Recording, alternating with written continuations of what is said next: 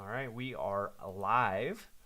Welcome to True Crime. I'm your host, Tim Solberg. Today we've got a special guest, and we are going to be talking about the Nicolai Mui Trial that happened in Wisconsin. It just wrapped up this week. Verdict is in. He was found guilty on all charges. I wouldn't say I necessarily agree with that, but before we get into that, I just want to let you know I am live streaming out of Iowa and Dallas.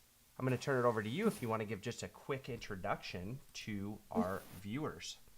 Perfect. Hi, everyone. I'm Dallas. I'm from Alberta, Canada, and my channel is just another channel where it's the true crime documentaries.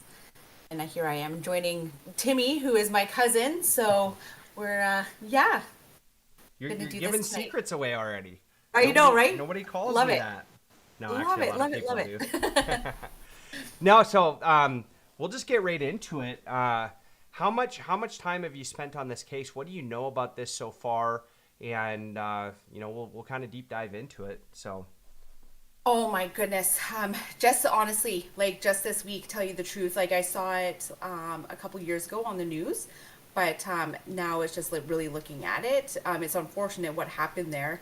You can't imagine like you just going out for like a day of fun to turn into absolutely disaster. yeah, So, was there anything in Canada that you folks heard? Because I know we had a lot of rumors that kind of flew when this case first started. Obviously, nothing was going through the trial yet or going through the courts, but like what we were hearing in the news and from the media was that this monster came out of the woods and just started stabbing people. oh What was the goodness. news like in Canada, or was there any attention on it in Canada? Because it seems like it's a country away. You know what? It's so funny when you bring up the news because obviously everything is very much censored. Tell you the truth, like we don't even yeah, we don't get much. I have to go searching or change like my VPN on my Yeah, computer to actually find out more stuff about Canada. It's actually pretty crazy what is happening here at this moment, but we don't get much about what's going on in the States very briefly, and I watch the news every day. And I tell you the truth, I just found out about this case last week with you, like yeah. really in depth in it. You know, you just So hear like, yeah, before we even get into that, I'd mhm. like to hear a little bit more about that. I haven't been in Canada in a long time, but what's your perspective of the U.S.? Like just overall from the news, everything that you know. You know, is it a Oh, safe come place? Is it on. dangerous? Like, what do you hear in the news in Canada? You know, it's it's no different really from where I'm from with the violence, and it's just different because you guys have like it's bigger cities, like there's just more people, so it seems like there's just more of it. Yeah, We have our fair share where I live. It's like every day you hear something. Unfortunately, I guess you just can't really escape crime. There's yeah, that's really fair. no fair like the safest place to live, right? It's just unfortunate when, say, tragedies like this happen when you think that you're going out to have fun. It doesn't, anything can happen nowadays. Like everyone is just so quickly, easily triggered. And Wait, here it's like, oh, sorry, I didn't mean to cut you off. Go ahead. no, no, go ahead. No, I was gonna say, would have you, or sorry, would you have been surprised if you'd have heard about this case happening in, say, Edmonton? Oh, yeah. But at the end of the day, right now, what's happening in Edmonton, it's like there's a stabbing like at least once a week. Okay, Like that's their fair. LRTs and stuff. Like you can't even. Just recently, there was like two 14-year-olds attacking people at the LRTs, and I'm like just down the road from them. It's just so crazy. So right now, we're getting a lot of it. People getting stabbed at bus stops. Like it's not it's not like the safest place, and Fair. you are like you do have to be very careful. So Okay. because this is happening every day where we're at. Well, it's crazy because I live in a pretty quiet neighborhood, but we had Mhm. our car stolen from the garage while we were sleeping. Crazy. Yeah. That's crazy. I've never had something like that happen before, by the way, but last year that happened, so that was pretty interesting. But jumping into this case, I'll give my perspective right away. I watched the video a few times that they were playing in the court case, and we slowed it down on YouTube. Actually, Lexi did. She slowed it down to 25% essentially, and really kind of deep dove into it. And my perspective was you take all the noise out, what was said before or what was said after, and Mhm. it really looked like it was an open and shut case with self-defense. You know what? I just seen the glimpse of it, and it was the Yeah. smiling that got me. Like the kids are Okay. smiling. Yeah, no, I want to hear more about that because I've pored over this case Yeah. and I put myself in the juror's shoes and I'm like I just wouldn't have been able to find this guy guilty, but we haven't heard from the jury yet or any of the jurors and they don't have to come out and speak, but most of the time they do. So, walk me through like why what part of his smile made you feel that this was intentional or he was guilty, because this might give really good perspective for the people out there that are on the self-defense side versus the folks that are out there that say this is a clear case of, well, in this case he was charged or convicted of reckless homicide, but this was a clear case of murder. Yeah, like when, like obviously I literally just watched it. It was maybe a 10-second clip, and it Yeah, was the kids pushing him into the river, and yeah, they're all laughing and smiling. yeah, And it's like, it's just the whole demeanor of it. It's like, okay, you guys are literally attacking him, in my point of view. yeah, Uh, do you deserve to be stabbed? No. But at the end of the day, it almost like it did look like it was instigated yeah. by the So kids personally. yeah, so at that point, like you make a really good point about you don't deserve to be stabbed. I think we all agree with that for Yeah, sure. yeah, Do you feel like when he went down in that video, because he gets hit twice, right? He's an older man. He's 52. yeah. Just had triple bypass surgery a couple years before. He looks confused, but you're right. He does have a smile at some point, and to me that kind of came across as nervousness, or, I mean, he's being called a pedophile. He's being called all these names. Um, do you feel like that's the reason why it'd be reckless homicide, or if he didn't No. smile, would it be self defense, or what's that No, perspective? it was the kids smiling, the kids Oh, laughing, gotcha. smiling Okay. at him. Yeah, the kids laughing and smiling Yeah. at him, like when he's getting thrown in the water. Like, no offense, as an adult, like you said, like you have a heart attack, you're having surgery, like you're in recovery, like you just want to go have fun. And no offense, if a swarm of kids even came near me, I would 100% feel threatened. Yeah. That's 100%. that's where I'm Like, at too. and like there's one on what 20 or how many there was, but at the end of the day it was the intention of, hey, one's looking for a phone, he just going on about his day, something had, like the fight had started. Yeah. But when you have a group of people, it doesn't matter who you are, like you are going to feel, it's going to be intimidating, it's going to be scary. Like you're alone, you have no protect, like no one else to help you. Like, Yeah, I would and you be make some good terrified. points there. Like, one there's in Wisconsin, there's no duty to retreat, but there's no stand your ground law. And in the U.S., Oh, stand okay. your ground means you can stand your ground no matter what, Mhm. right? Like I can in Iowa, I can open carry without concealed and carry Crazy. license. I can have a gun in my car, and if somebody comes up and threatens me, I can stand my ground. Wisconsin doesn't have that, but they also don't have a no duty to retreat, and that's a little bit different in Canada. Um, and so I think that might have played a factor, but to me, there's 13 people around him. Seven of those are considered adults because they're over 18. And then you have the six, the Schumann group, that there's six in there and they're 17, and they really do look to be instigating. I guess one factor, have you seen the video where he runs up, or was that part of the video where he runs up and touches their tube? Have you got? No, no, I just seen it was just a clip on the news that they were showing here, where the kids were surrounding him, Yeah, and there was like tubes, and then he gets pushed into the water, but then the camera goes on to the kids, and they're all laughing and smiling, yeah, and it's like, okay, I'm like, that doesn't look good, but like that's not. But at the end of the day, everybody's recording stuff. Like yeah. everyone has their phones out. Like, you know, it's unfortunate what people think is funny, and I don't think that was funny. But Yeah, I don't either. And I had a situation that happened to me, oh, I don't know, a week ago, a week and a half ago. I was going through a drive-through, and 17-year-old kid was giving me the food, or like giving my food, and he had asked if I wanted a straw or something. I can't remember what it was. Very innocent though, right? And I Oh, said, no, but thank you for asking.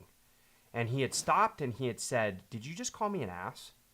oh my gosh. Yeah, and I was so confused. I was sitting there and I'm like, is he talking to me? Is he, Yeah. and you could see he was visibly getting upset because he had thought I called him a name. And Oh, yeah, and I had Mary in the car and she kind of looked at me like, okay. And then once I processed it, I said, no, I said, thank you for asking, yeah, right? yeah. And because he was a nice kid, but he like visibly got upset. He thought I was Right. calling him names, right? And in this case here, Nicolai Mui is looking for a phone for his friend. Now, there's a lot of details in the court case, even with testimony saying like, did he need to go look for the phone? Did he need, did the person in his group ask him to go look for the phone? And that's irrelevant in my opinion because it really doesn't matter. Nobody owns the river. But Yeah, the name exactly. of that person is Ariel, right? Okay. So I don't know if I said that quite right, but it's like Ariel. So my question would become, and I didn't hear this from the defense side or the prosecution side, based off my experience a week ago, my question would have been to many of the witnesses that went on the stand was, is it possible that you could have heard that he was looking for Ariel's phone? Now, in the chaos, the commotion, the sound of the river, the Hmm. alcohol that was being Right. drank, a lot of cases people were smoking marijuana. Did they misinterpret what he said because he has an accent where maybe they heard girl versus Ariel? Girl versus Ariel. Would that Right. make a difference in the case if that's what they thought they heard? I don't know, It's I tough, right? just like when people are just, you're on the stand. Yep. Obviously, you just lost a friend. Yep. You you have other friends that are in the hospital. Something tragic had happened. You have prosecutors who want to like literally put it to this guy. You have a defense who needs to defend.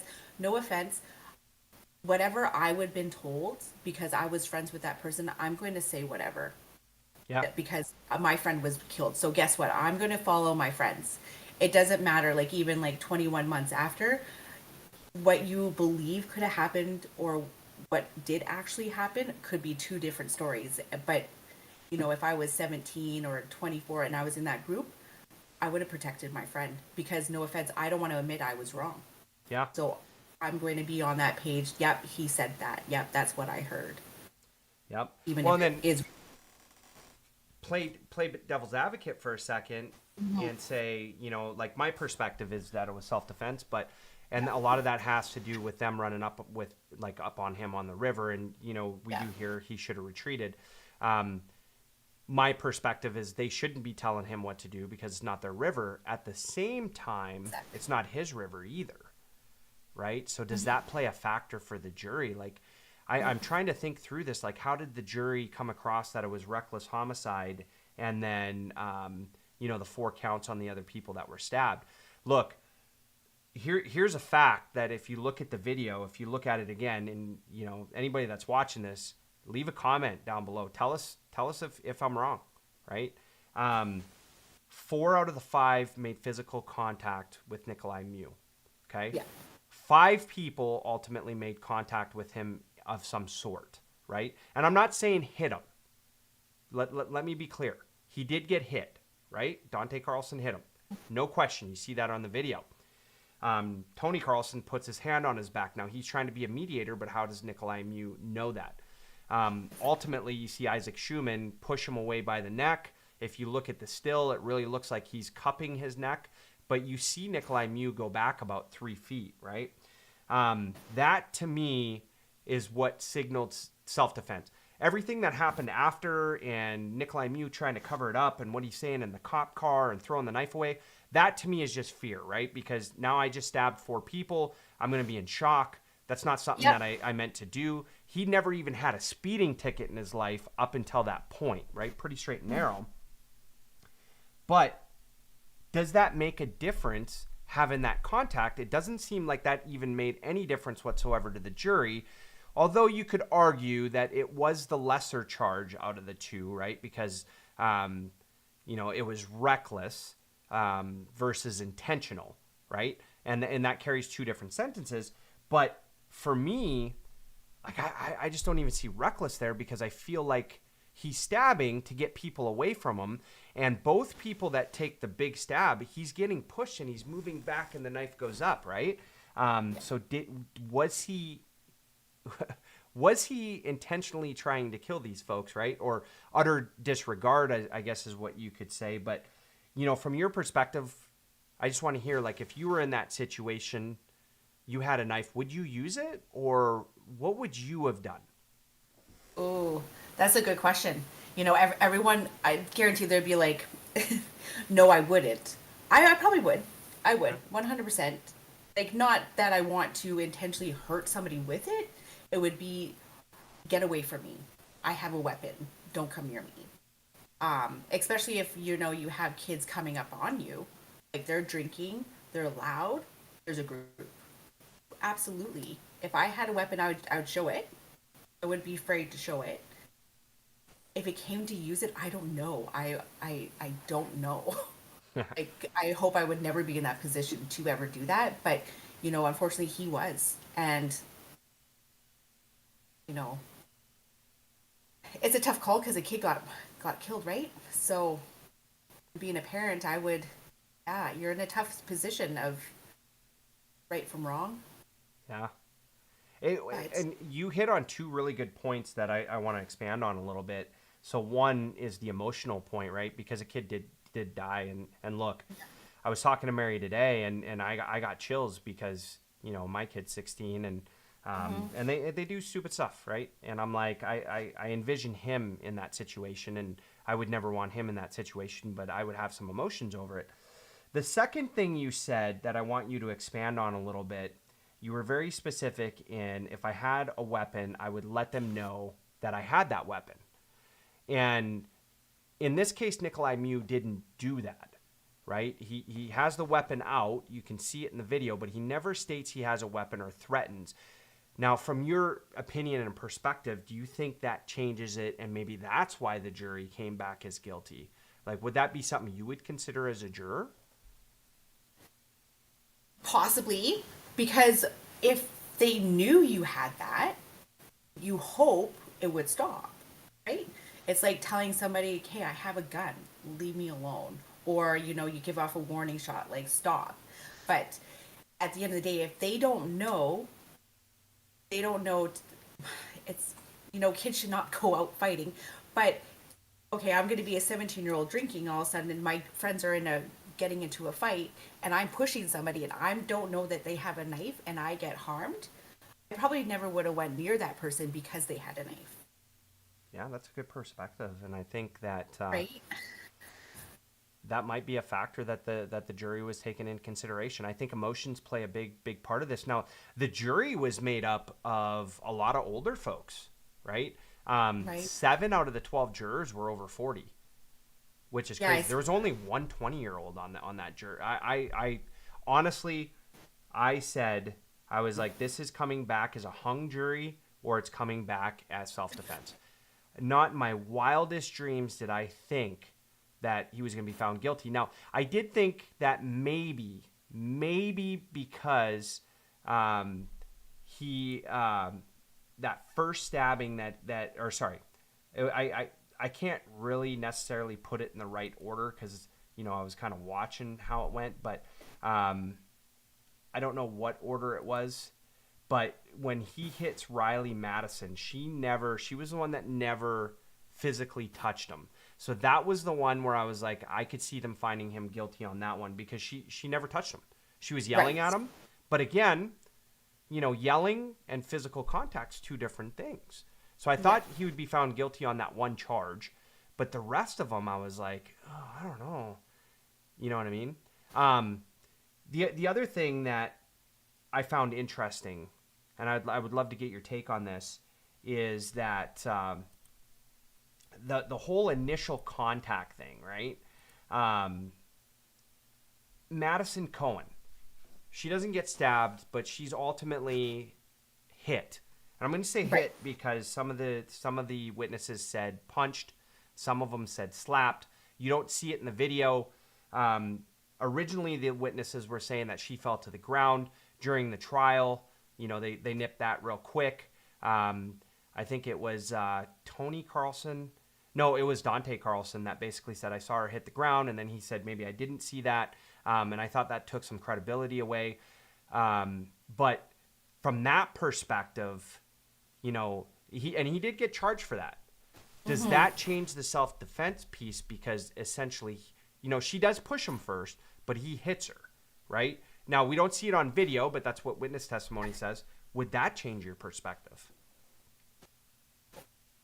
If it see once again, like, because I'm 43. If I Huh? had a 17-year-old smack me, or like just a teenager smack me, I wouldn't punch them. I think Okay. I would be more like, what are you doing? Like, you know what I mean? Like, I wouldn't necessarily, like, you know, smack them or punch them. That wouldn't be my first instinct to do. It would be kind of realize what's going on. But at the end of the day, like, if he did smack her, like you said, like, it's not recorded. It's just what was said by Hmm. multiple people, unfortunately. Um, you definitely could have handled that a little bit better, personally. Yeah. But I know. I wouldn't have done that. But Yeah. once again, I'm not in the situation, right? So Yeah.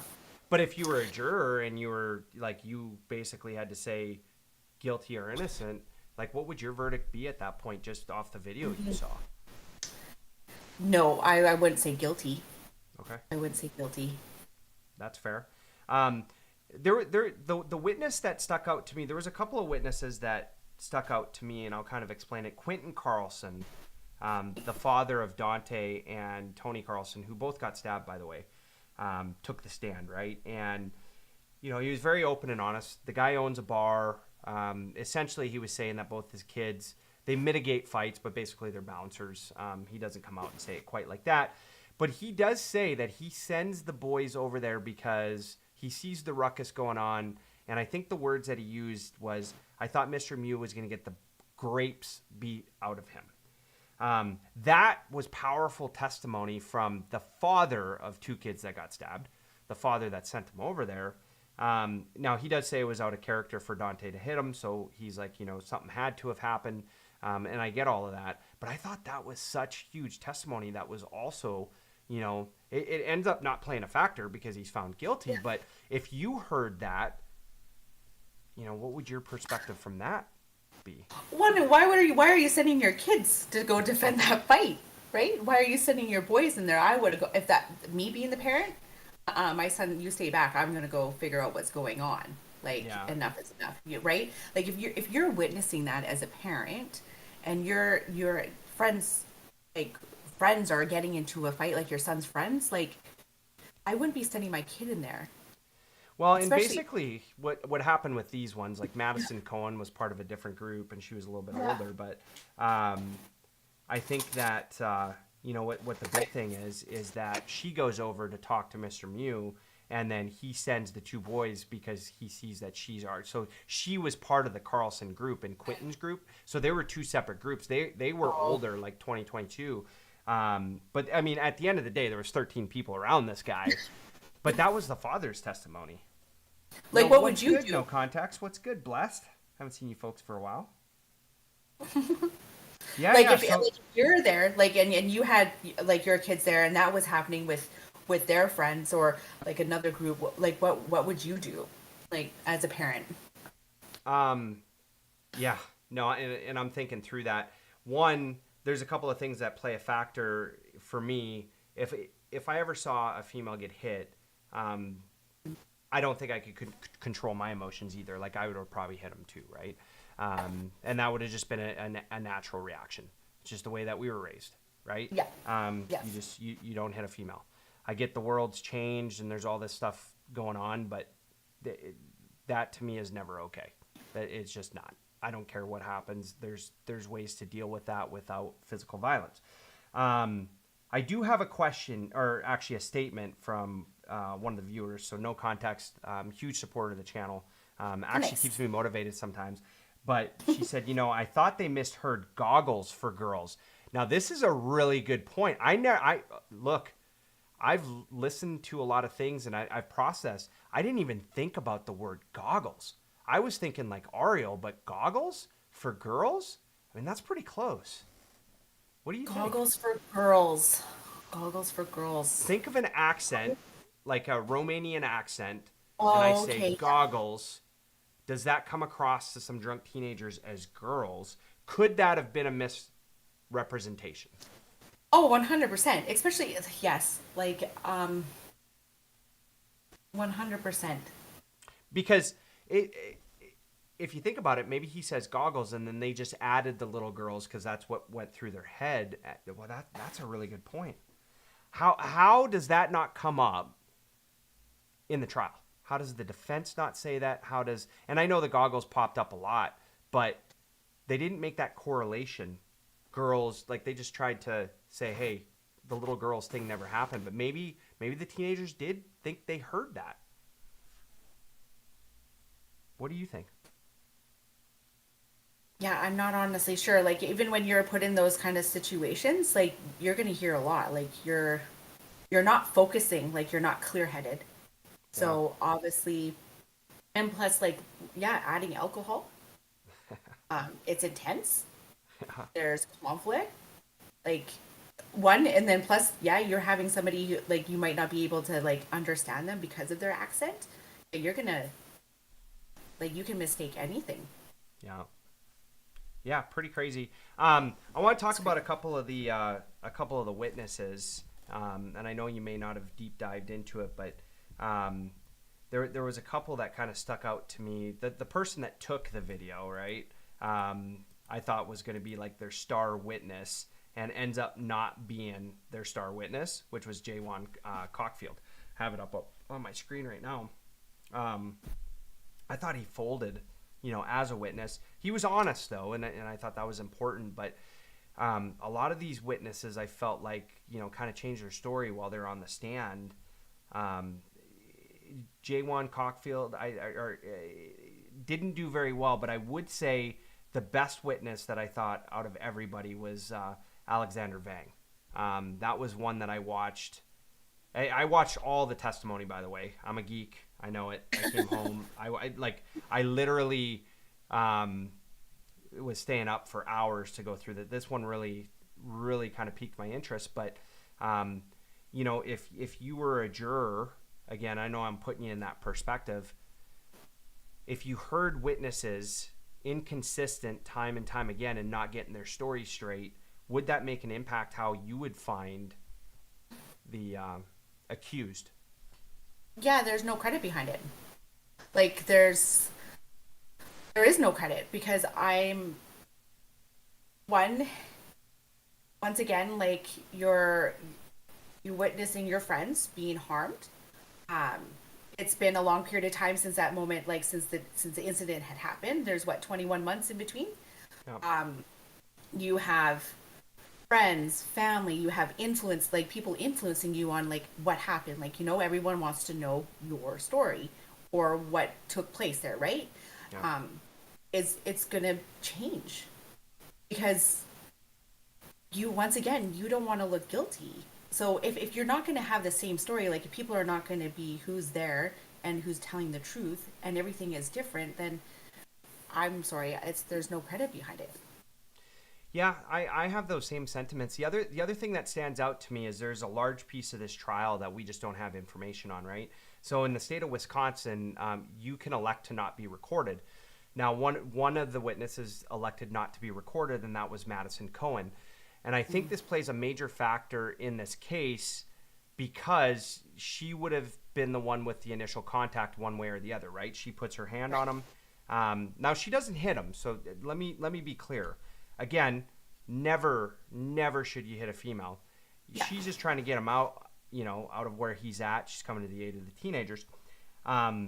But we don't know the full story of how she got hit. Was she punched? Was she slapped? Because we don't hear her testimony. Doesn't mean it didn't happen, But that is just a piece we are not going to see until like the jury or any of the jurors come out and kind of talk about this case as to why they voted the way they did. Yeah. The other piece to this that was interesting to me is I thought that the defense did a really good job with their case, and I thought that the prosecution fumbled a lot. Now, I'm wrong, 100% wrong on this. Obviously, the prosecution did a good job. They made their case. Okay. Defense didn't make their case. So I was fooled this whole time. I will say, like, Mr. Nelson was the, attorney for Kyle Rittenhouse and got him off. And when I look at the Kyle Rittenhouse case, which also happened in Wisconsin, I thought that there was a lot less evidence in that case that showed self-defense versus Nicolai Mui, or Mui. Hopefully I'm not butchering that name. And so, like, I'm perplexed right now because I'm like, this feels like almost clear cut with, maybe a few anomalies where, like, Kyle Rittenhouse, I was like, there's definitely some things there. Now, different case. I won't get too far into that because I know it gets people riled up because there's people that are like, that's clear cut and, maybe not. Either way, my opinion doesn't matter on that one until we take that up on the podcast. It keeps blowing my mind that this came back as guilty on all charges. Like, do you think it's because it had to do with kids? Like, it was such a young person? And so honestly, that's a great question. Like, not that say an adult is less than, but like it's a 17-year-old. Like, Yeah. they haven't even graduated high school. It's horrible. Well, I don't have a good answer for you. Here, Yeah. I can just tell you my perspective. And one thing I think is that this was tried in social media long before it ever got into a courtroom. And from my perspective, I thought he was guilty before I ever reached a courtroom because of all the stuff I heard in the media as well, right? Like, he was made out to be a monster. And let's be honest, he's got a pretty intense demeanor to him, right? Like, you see him in pictures and stuff. He's very straight-faced, right? Like, doesn't smile a lot. He's like me in pictures. I don't smile a lot in pictures, right? So people think I'm mean or whatever the case is, or not happy or whatever it is. I don't know. Yeah, it's good to see you too, no context. I think that this was definitely tried in social media, with the media, and I couldn't say that the jury was tainted for sure, but it really feels like it's a clear-cut case of, I shouldn't say that. It just feels like there's a little bit of bias based off of what I saw. But again, I just want to throw it out there. I was wrong on the prosecution's case. I was wrong on the defense case. So my perspective seems to be wrong. I'm just trying to gather, what did I miss? Like, there's some big pieces that I've missed here that obviously made him be found guilty, right? Well, they're going to appeal it, of course. Yeah, they'll appeal it. Yeah, they'll appeal it and try. So what new would they bring to the table if that happened? Like, what do you think? Because Well, I think the goggles thing has to come up. Like, I think that the defense has got to switch to maybe that's what they heard and that's what got them so riled up versus, they just pulled this out of thin air, like Mr. Right. Nelson had said. I don't know if that would get them enough to get an appeal. I'm sure they'll figure it out. That's a great question. The other thing is like only 5% of cases get overturned in appeal. Right. What more can they show that's going to say, hey, this was self-defense? transcripts, like literally dig into everybody's testimony, right? Like go piece by piece by piece. Yeah. Is there more video that we don't have? Is there more, like, is there something else somebody's not saying? Like, It's intense, tough, right? it is intense because, like, no offense, I'm like just a family member, but I'm going to a court of appeal, and Yeah. it's intense. Like, it's scary. Yeah. But I mean, it's a you process. know, you have to dig, and if you think that you were like, if it was self-defense, then and that's how you believe that it is, then 100% you can prove it. You just gotta what what did we miss, right? And what was said that would be like, hey, this is like not credible. There's lying. Yeah. What does the prosecution like have that we didn't have? Like their smoking gun. Like what do you think was their smoking gun in the case? I'm trying to wrap my mind around that, and I'm thinking that there's something that happened in the testimony of Madison Cohen That's that might have came out that we haven't seen, right? Um, Again, we won't know until any of the jurors speak, and they don't have to. But most big cases, you'll get one or two jurors that want to get that 15 minutes of fame, and hopefully that right. happens here too. But I mean, don't get me wrong. At the end of the day, there is a lot of emotions in this case, right? Three groups decide to go out onto the river. They just want to have fun, Yeah. right? And let's be honest. You've been out with groups before, right? Yeah. Do you feel safer in a group, or do you feel safer as an individual? Oh, 100% in a group, especially when Right. you're going out. Yeah, and for me, all three of these folks were in pretty large groups, and it's unfortunate that Nicolai Mui got separated from his group because at the end of the day, if the groups never met up, they would have just had fun going down tubing. And you know, the other thing that's hard for me is that his group wasn't that far away when this all went down. When he was trying to wave him over, but he doesn't really yell or say anything. So um, that to me is still kind of interesting because I know there's a lot of drinking that was going on there too, but I'm usually if one of my friends separates and we're in a group outing where there's alcohol involved, and I don't drink often, I'm usually either the designated driver or the sober one or whatever the case is. But I've just learned over the years to try to keep an eye out for your stragglers, for the Oh, folks that. 100%. You make Yeah. sure they stay close. It's like, where Yeah. did you go? Yeah, Like, and if they walk off a little bit, now in this case, yeah. there you could, I mean, they would be able to see, but I'd be looking to, like, okay, if I start seeing people get around them, I might want to kind of walk over there, and from a very peacemaker frame of mind, right, and I think that the Carlson group was taking that approach, by the way. So Dante Carlson, Tony Carlson, I think what was that approach. You could argue Madison Cohen, she was pretty loud in what she was saying, but not essentially aggressive. Well, she was aggressive, but she wasn't physical, No, other yeah. than a couple And of like touches. I would tell someone to go away too. Like I would, and obviously once again, if I was to get smacked in the face or punched, yeah, people are going to get mad. Like it doesn't really matter what situation you are. If you're going to put your hands on a girl and you're with a group of guys, obviously, Yep. unfortunately there will be a fight, and it's unfortunate how how it all transpired. Like me as an adult, I'm sorry, I don't really want to associate with teenagers and 20-year-olds out drinking and stuff. I want to stick to myself and mind my business, right?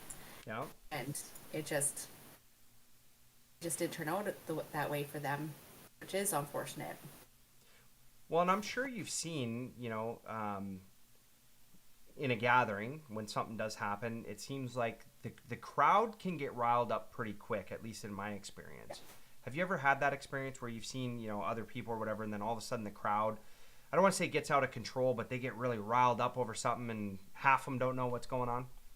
Oh goodness. Yeah, usually when you go out to the bar and stuff, like back in my 20s, Yeah. like you go out and then someone wants to fight and then obviously everyone's all outside rushing outside.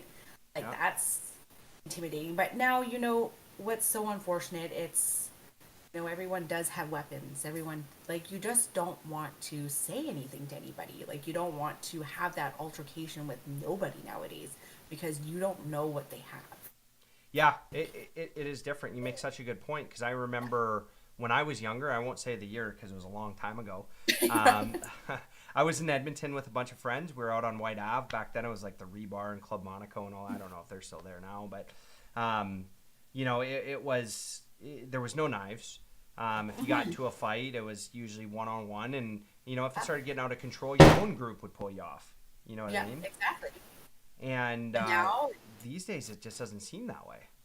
Oh God, you don't even want to say something to somebody because you literally don't know what the reaction you're gonna get. Like, Yeah. you just mind your own business, right? Yeah. But Maybe. it's unfortunate that, some people say still have that mentality, nothing's gonna happen to me, but then this stuff happens and people get hurt and people are no longer with us. Yeah, I wonder if that played a factor with the jury of, I'm really waiting to hear from them, but maybe that's where their mindset was from the walk away perspective, for Nicolai Mui. Like he didn't know what they had or whatnot, and obviously the 13, the group of 13 didn't either. Maybe that's where they're like, playing on that emotion of, why. I mean, it's okay to have a knife.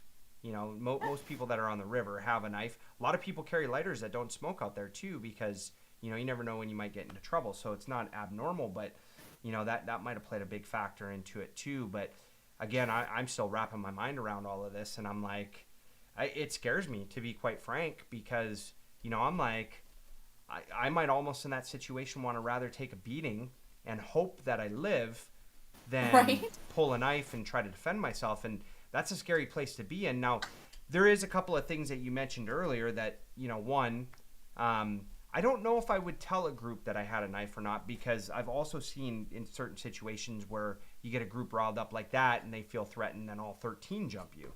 So Right. I'm thinking through that as well, but I don't know. I never would have thought of that, to tell you the truth. Like, I never would have thought, like, okay, my own weapon would be used against me. And it Yeah. probably would, which is even sadder. Like, if what would walking away do? They're still going to come after you. They're still going to provoke you. They're still going to instigate the fight. But that probably would have been better is to walk away. Like, literally, bygones be bygones. Like, no one should have hit anybody. Everybody should have just dispersed.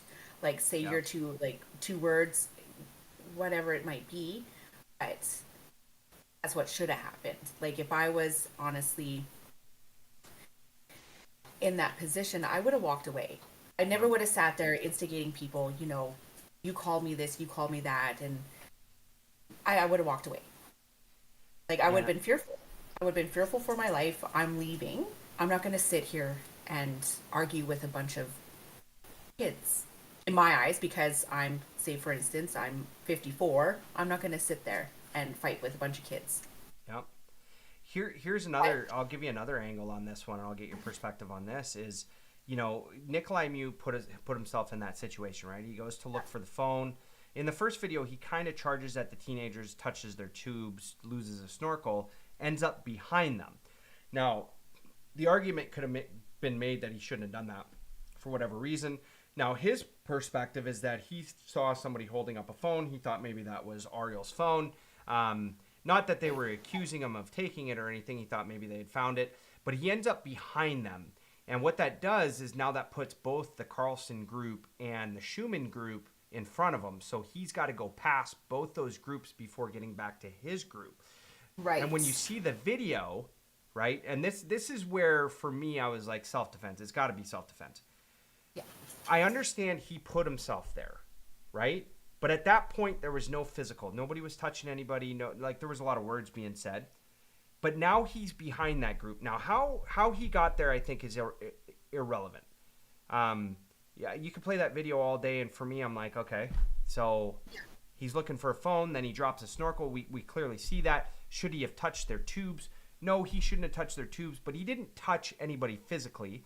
He touches their tubes, which are rented tubes, by the way, so they're not their tubes. They have to sign for those, and there's a bunch of disclaimers and all that stuff. So it's not personal property at that point. It's rented property. Now, whether or not legally that makes a difference, it really doesn't. But he puts himself behind, and then when this all started, when Madison Cohen comes up, now there's two groups that he's contending with that he's got to pass before he gets to his group.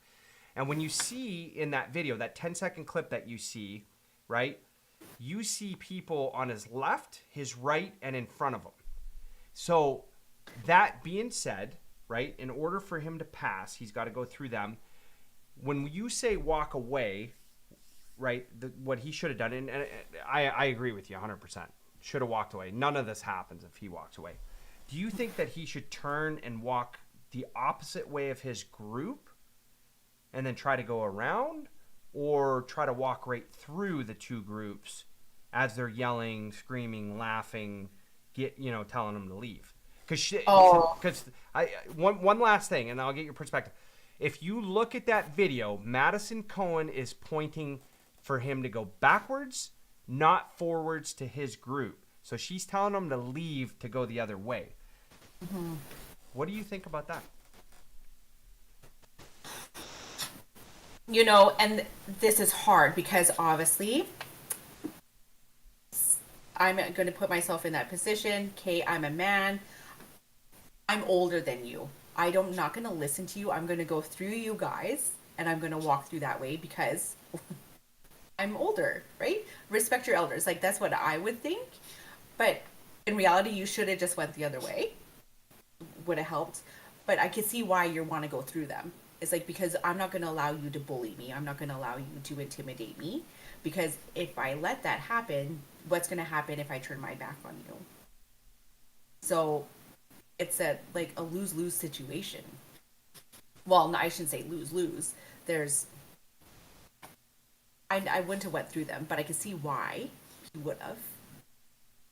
But that's That's the per- unfortunate thing is like those choices, right? It's just that choice. If I would have went the other way, none of this would have happened. But in that moment, why would I let these kids intimidate me? Like, why would I feel weak? That's probably why I stood up to them in the first place, is because I'm not going to allow you to intimidate me. Because if I show fear, you might attack me.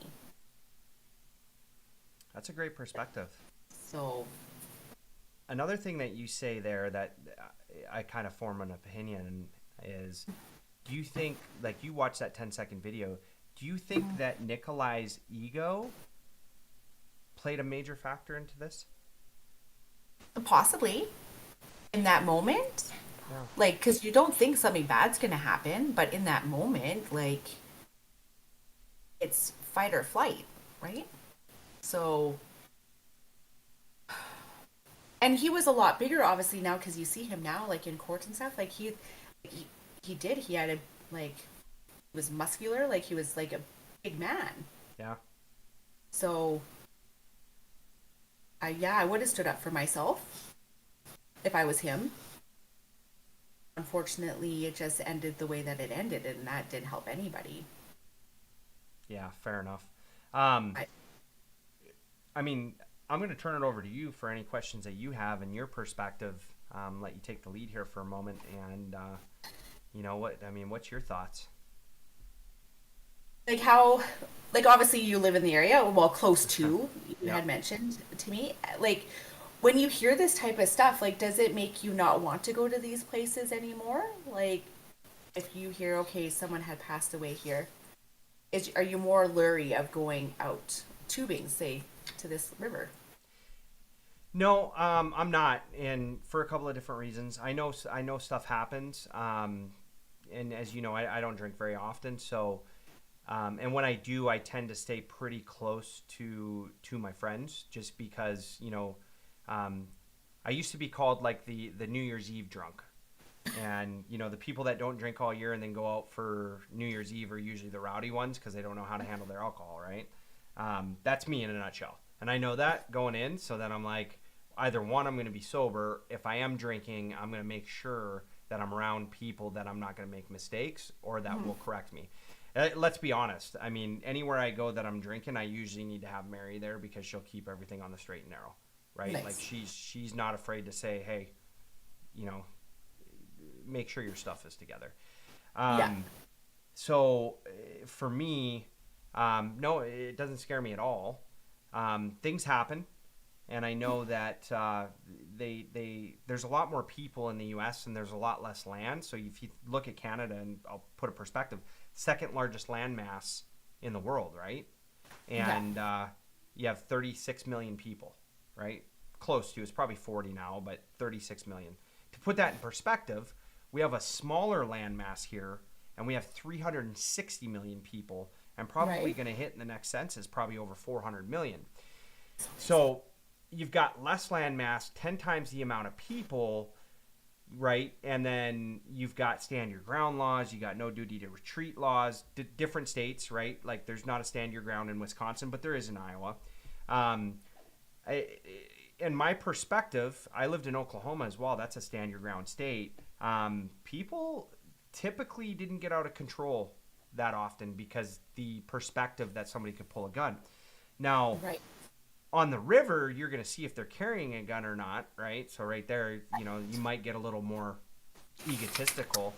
But for the most part, I find that when I lived in Canada, there was a lot more chirping going on. Like, somebody cuts you off, there's a lot of yelling, you're at the gas station, whatever, right? There's a lot Yeah. more, and keep in mind, this was years ago, but I felt like it could lead to a fist fight much quicker in Canada than it does here. Where here, there's still chirping that goes on, but you run the risk that if you chirp to the wrong person, right, they may be unstable. Maybe they are stable and they take you as a threat. Laws are a little bit different here. It's the perspective of laws. Money plays a big factor because if you can afford a good lawyer, that could sway the outcome of a case, Oh my right? goodness. All of these things play a major factor, whereas in Canada, I didn't feel like it did. The other thing, too, the difference between there and here, in the US, you get convicted on this stuff. You get into the system, doesn't matter what you do to get into that system, you're in the system for life. You Right? spend a year in jail, you could end up spending your life in jail. Look, that's just the reality of it. In Canada, I know. That's there's, crazy. yeah, jail time in Canada is like paradise compared to jail time in the US. So you have a certain number of people, like your law abiding citizens, and there's a lot of them here. Like, it sounds like there's a lot of crime here, right? And in some areas there is, no question. But when you have that many more people, there's that many more opportunities for crime. And when you look at percentages, yes, the percentages are higher, especially with gun crimes, right? Because, Yes. the laws aren't quite as strong as they are in Canada.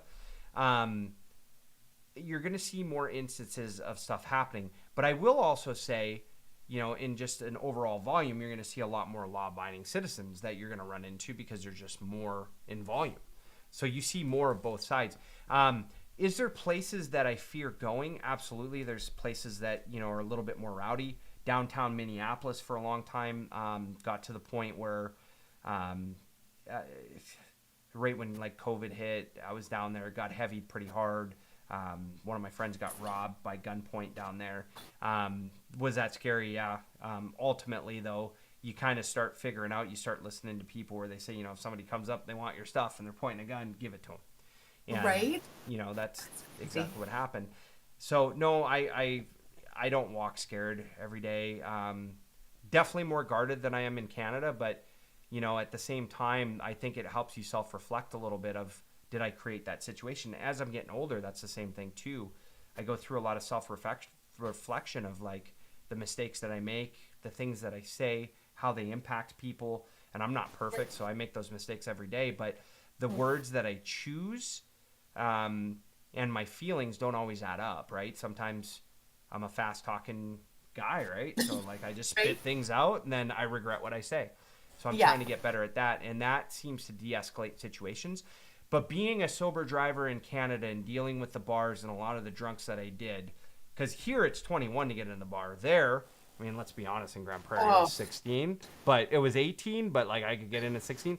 That's 5 years of learning how to deal with drunk people, people that are agitated, people that want to fight, where you can de-escalate the situation without yeah. putting yourself into danger, just really by agreeing with them in a lot of situations and then talking sense. Like as they're getting escalated, you bring your voice down, right? Right? They go another octave, you go another octave, but in the opposite way until Yeah. you're at a whisper. Because when you match shout for shout with somebody that's been drinking, it Oh, escalates. yeah. It escalates tensions, right? 100%. And plus, like, no offense, like, I know when I used to go out and party all the time, I didn't care what I would say. I didn't care who I said it to. I thought I was invincible. Like, I can do whatever I wanted. And then being, like, say, sober the next day, like, how stupid is Yeah. that, right? Like, you can't, once you provoke somebody who is drinking, it's almost really hard. If you're going to keep it going, you can't de-escalate. Like you like you said, you have to bring it down. Yeah. I wonder if Uh, that's a family trait because I've definitely been Right? 10 feet tall drinking whiskey before, right? And, Oh my thinking God. about that the next day where I'm looking back like, wow, I could have got really hurt. Lucky for Right? me, I had good friends that, Yeah. knew, especially like those younger years, right? Going to Grand Prairie. Again, I didn't drink often, but, probably every 4 or 5 months, the friends would be like, hey, we're in the bar anyways. One of them would bite the bullet and say, I won't drink. I'll drive you home. Because that was always important to me, was just making Mm-hmm. sure that we got home safe. And yeah, there was times like my friend Jesse. Um, I don't know how many times he probably saved my life because there was times I'd be, yapping, chirping, and you know, Yep. Jesse to the rescue, no question. Right? If you asked him, he probably his life probably flashed between his eye or before his eyes a few times. But I think these all play a factor. So based on 100%. that, I think what we'll do is just wrap up here, kind of give final thoughts. If you want to go first, what did you think of the case, and is there any cases you want to cover in the future, and then get some of your channel's plug in here too, so that way everybody knows where you're coming from, and hopefully we'll do this again soon too. Yeah, absolutely. No, this was really awesome.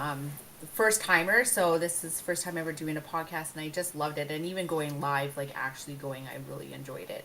As for this case, it's just so unfortunate. Like I couldn't imagine what the parents have gone through, and also like even even Miu. Sorry, I can't even pronounce his name at this moment. Um, and what he's going through, like now you're sitting in jail for the rest of your life. Like that's just not something I couldn't imagine. Like I would never want to put myself there. It's very eye opening. Of if you're going to go out have a good time, just kind of do keep to your group and really like mind your business a little bit. But at the end of the day, I just hope smarter choices, right? Be more aware of your surroundings. Be Yeah. cautious. But this was an eye opener. Yeah, it just does. It almost sometimes takes like the fun out of going out nowadays. It's like you can't go boating or tubing. Like, it's just like It, I live in it, a it is bubble. crazy. Yeah, that's awesome though. And then Yeah. what's your channel again? Make sure that our It's people just know. it's called just another channel, true Yeah, crime documentaries. love it too. I mean, you're seeing some really good early success, so that's awesome. Really proud of you on that one. Um, and then you're live streaming out of Edmonton, Alberta. Isn't that crazy? Like, Yeah, who would have thought growing up that we would be in two different worlds and still be able to connect to do stuff like this? I absolutely love it. Like I'm super excited to see what comes out of this. I think like nothing but good things will. Yeah, super pumped. That's awesome. Well, and here's my final perspective. Again, I've said it before, but I really do think this is a case of self defense. Clear cut, maybe not. Obviously, the jury didn't see it that way. I did really feel like the prosecution was dropping the ball in a lot of cases, or sorry, with a lot of the witnesses and the way that the delivery and the presentation was. I didn't think that the prosecution had a good opening argument. It was okay, but his closing argument to me was uninspiring at best. And I thought that Nelson, the defense attorney, did really well in both his opening, his closings, and the way that he treated each one of the witnesses. Now, obviously, that wasn't enough to find them innocent. I did hear when he had said, because he had went through and basically went over each one of the laws and what the jurors needed to take into consideration, for reasonable doubt. And I thought he did such a good job there that the jury was going to go out and say, hey, we can't prove that based off of this. Now, again, that's my perspective. And what I love about doing true crime, and I can't wait till we find one that we I don't want to say disagree, but we have different perspectives, because we'll be able to look at it and be like, hey, what's going on. Is that there's so many different ways to look at this, and I look at cases over and over again, and I'm like, yeah, I didn't pick that up. No contact says goggles. I didn't process that. That's a huge finding.